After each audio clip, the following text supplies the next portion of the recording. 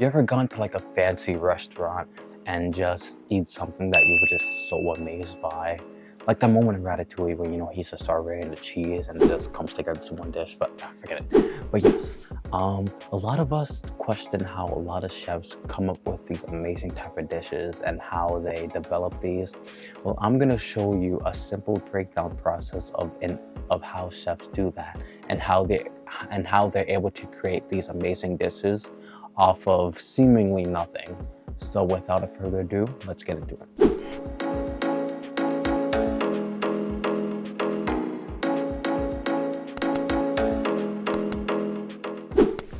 The first step I like to do is to think of a theme for the dish. I would say thinking of a theme is pretty important because it helps you decide what ingredients are you gonna focus on. For example, you might think of like, hey, I'm gonna do like a Indian Indian themed dish. So you would immediately start thinking of your flavor profiles that you plan to do. For example, I would think of something more earthy, say by including more spices and toasting them. So I would immediately go for something like that. And that is a really good, just a thinking point for you to come up with a new dish, because what you're trying to do is that you're trying to, because there's so much in the cooking booth, so you're trying to take that broad scope and get tight in it so you know what you're gonna do. So I would say think of a theme for your dish. Like think if it could be a region, it could be a specific season, it could be a protein, it could be anything like that. Even what you're gonna use the dish for. For example, like I'm gonna use my dish for a party, so maybe I should make a smaller portion size that I can give out to everyone. So just really take that broad scope and try to tighten it for what exactly you're looking for. It'll help you a lot when we get to the next steps. Now the next step is to focus on the main ingredient of the dish. And the main ingredient could be meat or vegetables. A lot of people, when they think about the main ingredient, they would think of like, hey, it has to be this piece of duck or this piece of beef or this piece of pork. But vegetables can also take the spot of of the main ingredient. So I would say just think about the flavor profile of the main ingredient and what you want it to be based on the theme that we talked about in step one. So, and also you can think about if you're using vegetables, are these vegetables in season?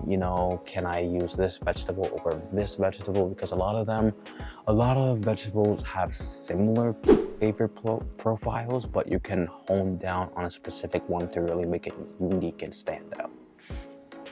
So just pick something with that, pick something you want to focus on, and then we'll get to the final step, which really brings it all together. The final step is to choose other ingredients to accompany what you're doing. For example, say I'm gonna do a dish that has duck as the main ingredient. Then I think to myself, what ingredients should go along with duck? Like what flavors can match the gaminess, the strong, headstrong flavors of duck? And to me, duck tends to go with something sweet.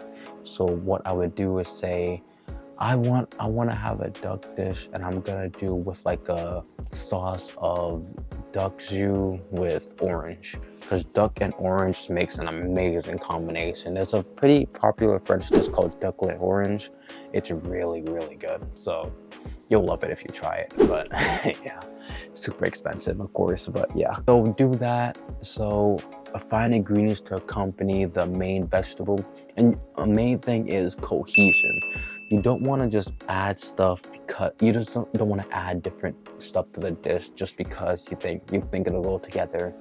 But you want to create like a central theme that focuses on the main ingredient and uses the other ingredients to bring it up. You don't want to make them the highlight when you already have one highlight.